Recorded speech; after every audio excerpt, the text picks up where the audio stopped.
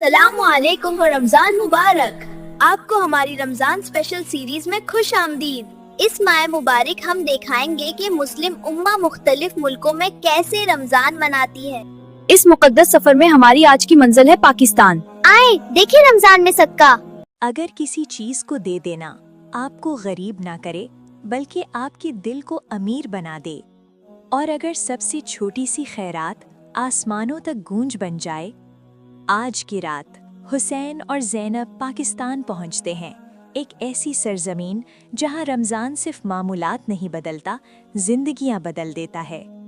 شمال کے برف سے چھوئے پہاڑوں سے لے کر نیچے چمکتے شہروں تک پاکستان رمضان میں سانس لیتا ہے۔ مینار جگمگاتے ہیں، سڑکیں سست پڑ جاتی ہیں اور دل نرم ہونے لگتے ہیں۔ حسین حیرت سے، زینب ہر طرف روشنیاں ہیں، حتیٰ کہ سڑکیں بھی مصروف ہیں مگر پرسکون۔ زینب مسکراتے ہوئے، یوں لگتا ہے سب تیاری کر رہے ہیں، صرف کھانے کی نہیں بلکہ مہربانی کی۔ رمضان کا چاند نرمی سے اسلام آباد کے اوپر ٹکا ہوا ہے، ایک اور روزہ ختم ہونے والا ہے اور دینے کا ایک اور موقع شروع ہو رہا ہے۔ بلال، السلام علیکم، پاکستان میں خوش آمدید۔ عائشہ، رمضان مبارک، آج رات آپ کچھ بہت خاص دیکھیں گے۔ حسین، یہاں رمضان میں کیا خاص ہوتا ہے؟ عائشہ، یہاں رمضان خیرات کا موسم ہوتا ہے۔ کیا آپ جانتے ہیں پاکستان کی آبادی 24 کروڑ سے زیادہ ہے اور تقریباً سب رمضان میں ایک ساتھ روزہ رکھتے ہیں۔ یہ تو بہت زیادہ روزے دار ہیں۔ جی ہاں، اسی لیے ہم بہت زیادہ لوگوں کو کھانا بھی کھلاتے ہیں۔ پاکستان میں رمضان دعاؤں سے شروع ہوتا ہے اور سخاوت کے ساتھ چلتا ہے۔ مساجد کھل جاتی ہیں، صدقہ بکسے جلد بھر جاتے ہیں اور کھانا پکایا جاتا ہے، صرف خاندان کے لیے نہیں بلکہ اجنبیوں کے لیے بھی۔ لوگ خود کھانے سے پہلے کھانا بانٹ رہے ہیں، یہ صدقہ ہے، اور کچھ لوگ زکوٰۃ بھی دیتے ہیں کیونکہ اللہ نے انہیں زیادہ دیا۔ روزہ بھوک سکھاتا ہے، خیرات شکر گزاری سکھاتی ہے۔ جب ہم روزہ رکھتے ہیں تو چند گھنٹوں کے لیے غریب بن جاتے ہیں تاکہ ہم ان غریبوں کو یاد رکھیں جو ہر دن یہی محسوس کرتے ہیں۔ تو کیا دینا بھی روزے کا حصہ ہے؟ جی ہاں، روزہ دل کو صاف کرتا ہے، خیرات اسے چمکا دیتی ہے۔ اللہ تعالیٰ قرآن مجید میں ارشاد فرماتے ہیں، جو لوگ اللہ کی راہ میں اپنا مال خرچ کرتے ہیں ان کی مثال اس دانی کی سی ہے جس سے 7 بالیاں اگتی ہیں اور ہر بالی میں 100 دانے ہوتے ہیں۔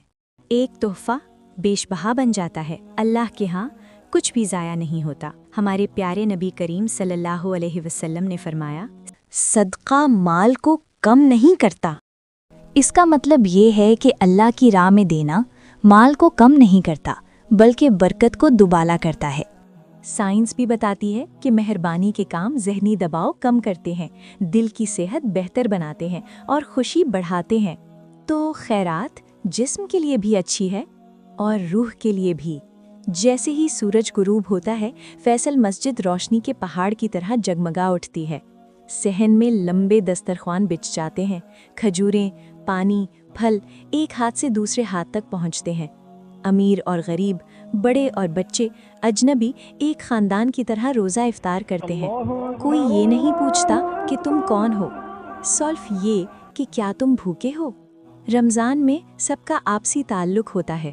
کھجوریں طویل روزے کے بعد فوراً توانائی بحال کرتی ہیں، جیسا کہ ہمارے نبی کریم صلی اللہ علیہ وسلم کو پسند تھیں۔ یہاں پاکستان میں خیرات کی کوئی زبان نہیں، مہربانی کو کسی تعارف کی ضرورت نہیں۔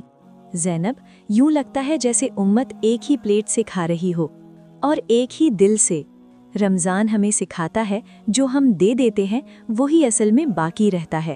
اے اللہ، ہمیں اس وقت بھی سخی بنا جب ہمارے پاس کم ہو، اور ہمیں توفیق دے کہ خوش دلی سے دیں۔ روزہ صبر سکھاتا ہے، نماز ایمان بناتی ہے، مگر خیرات یقین کو نور میں بدل دیتی ہے۔ اگلا پڑاؤ اسلام کا دل۔